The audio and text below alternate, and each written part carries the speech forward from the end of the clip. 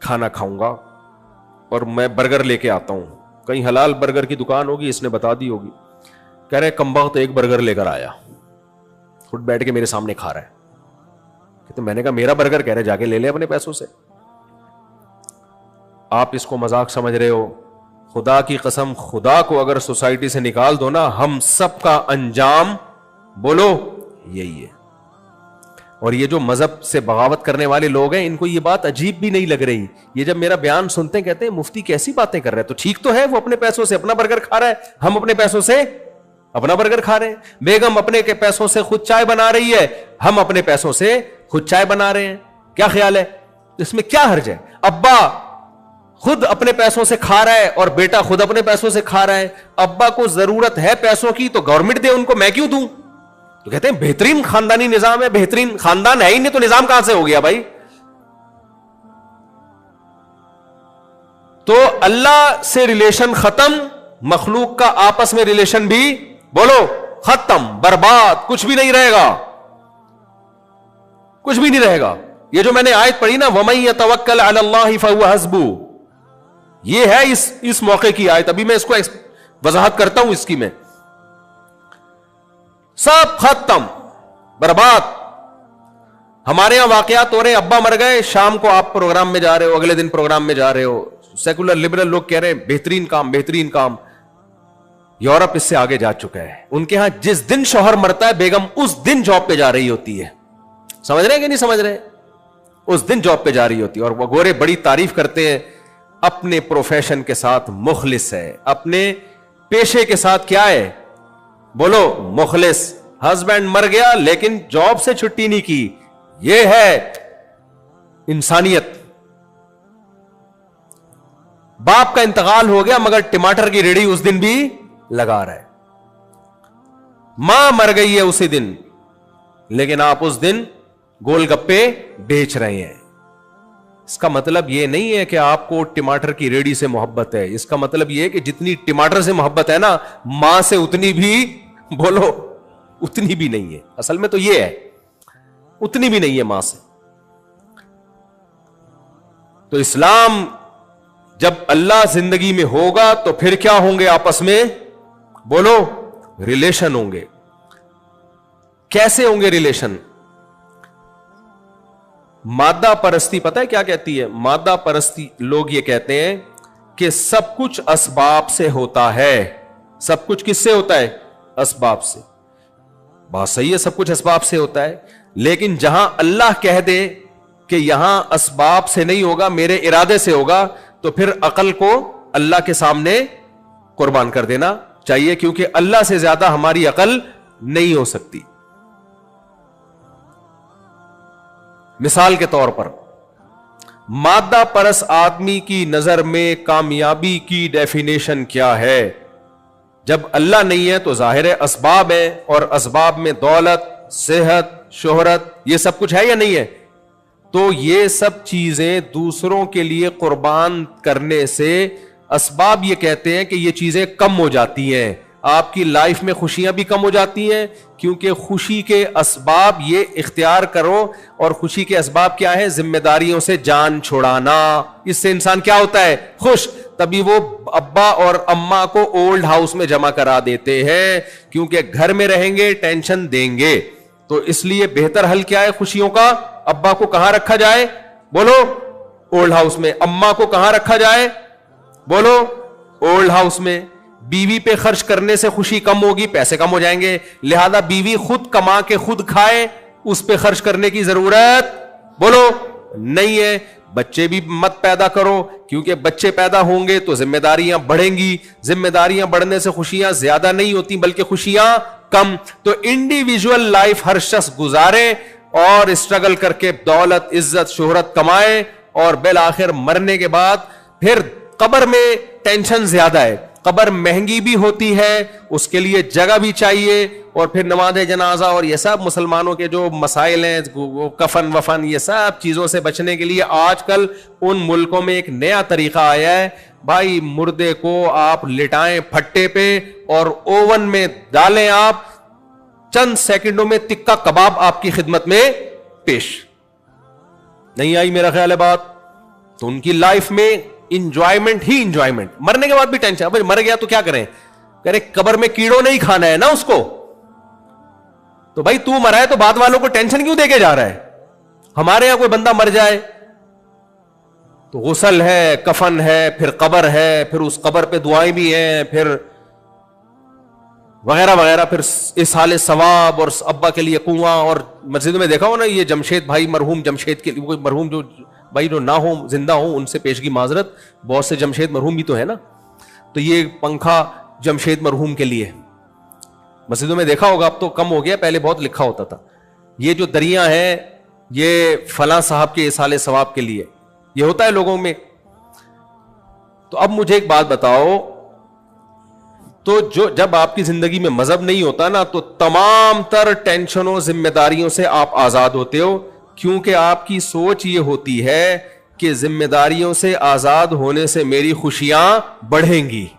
سمجھ میں آ رہی ہے بات کہ نہیں آ رہی؟ انسانی عقل یہی کہتی ہے.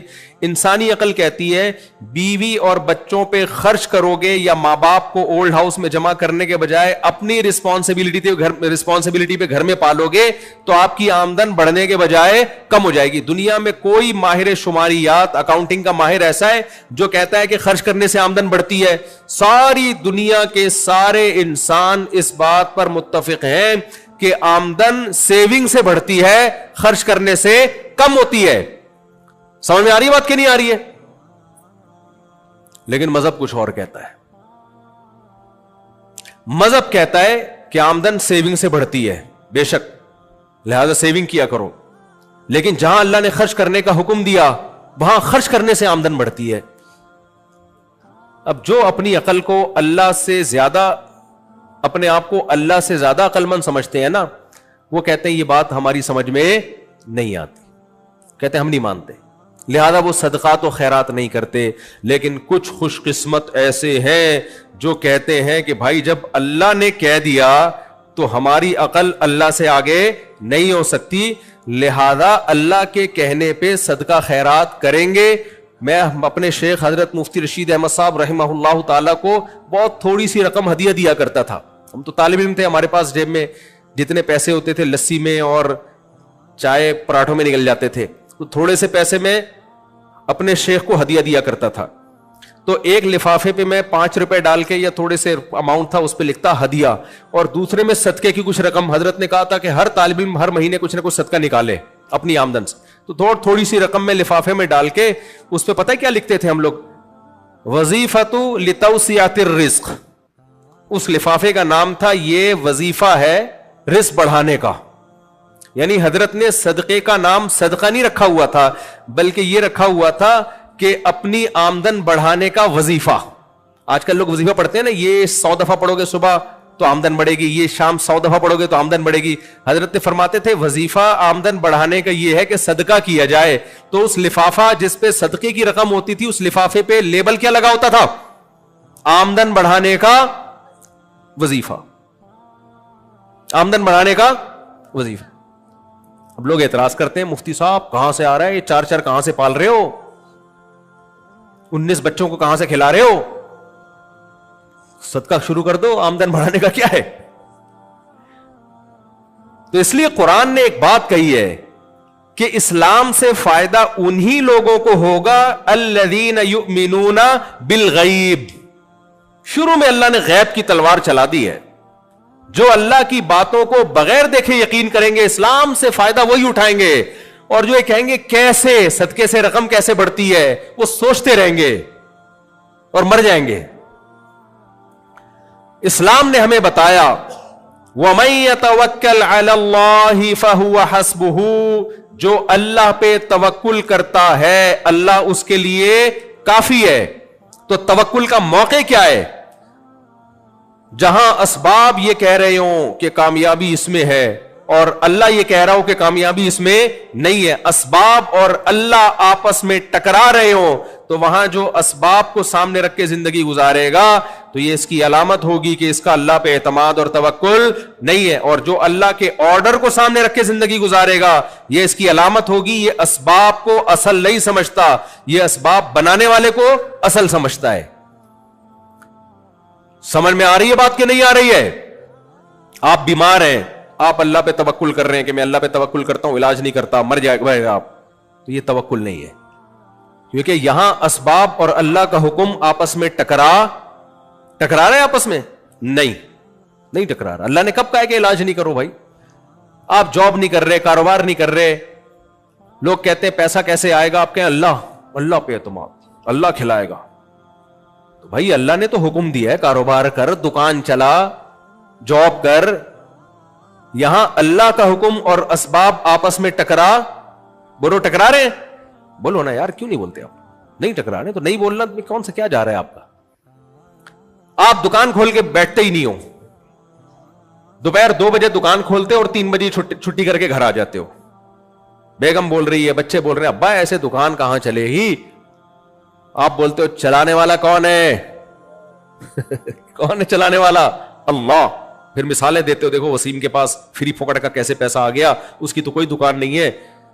تو یہ غلط توکل ہے. یہ وہ, کیونکہ یہاں دکان کو ٹائم دینا اور اللہ کا حکم آپس میں بولو نہیں رہے, ٹکرا ہی نہیں رہے. اللہ نے کب کہا کہ دکان پہ نہیں بیٹھ؟ لیکن دکان ہے اور ادھر جماعت کی نماز کا ٹائم شروع ہو گیا ہے, ادھر لمبی لائن ہے گاہکوں کی, کسٹمر کی. اب شٹر گرا کے جماعت سے نماز پڑھنے میں لگ رہا ہے کہ میرا بزنس کا لاس ہوگا, اتنے سارے کسٹمر یہاں سے ٹوٹ کے غفار کی دکان پہ چلے جائیں گے اور مجھ سے یہ ٹوٹ جائیں گے. ایسے موقع پہ اللہ کیا کہتا ہے؟ دکان کھولو یا بند کر کے مسجد میں جماعت سے نماز پڑھو. بولو نا, ادھر توجہ. یہاں اللہ کا حکم اور کمانے کے اسباب آپس میں ٹکرا رہے. ایسے موقع کے لیے یہ آیت ہے, وَمَن يَتَوَكَّلْ عَلَى اللَّهِ, جو اللہ پہ اعتماد کرتا ہے اللہ اس کے لیے کافی ہو جاتا ہے. وَيَرْزُقُهُ مِنْ حَيْثُ لَا يَحْتَسِبْ. اب سوال پیدا, کیسی عجیب آیت ہے. اللہ کہتے ہیں میں اس کے لیے کافی اور اس کو روزی دوں گا. اب انسانی عقل کہتی ہے روزی کیسے دے گا اللہ؟ روزی کے اسباب پہ تو میں لات مار کے آ رہا ہوں.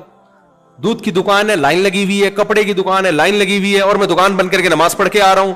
تو اسباب تو نہیں, اسباب تو رزق پہ لات مارنے کے پیدا ہو رہے ہیں, اور اللہ کہہ رہے ہیں روزی دوں گا. اس کا اللہ نے اگلی آیت میں جواب دیا, فرمایا وَيَرْزُقُهُ مِنْ حَيْثُ لَا يَحْتَسِبْ, وہاں سے دوں گا جہاں سے تمہارا گمان بھی نہیں ہوگا. تمہارا گمان تو یہاں سے روزی ملتی ہے اور اس روزی پہ میں لات مار رہا ہوں, تو اللہ کہے گا وہاں سے دوں گا جہاں سے تمہارا گمان نہیں ہے, وہاں سے دوں گا. دوں گا کیسے, یہ چھوڑ دو, کیونکہ اگر تم نے سوچ لیا تو تمہارے گمان میں آ گیا نا.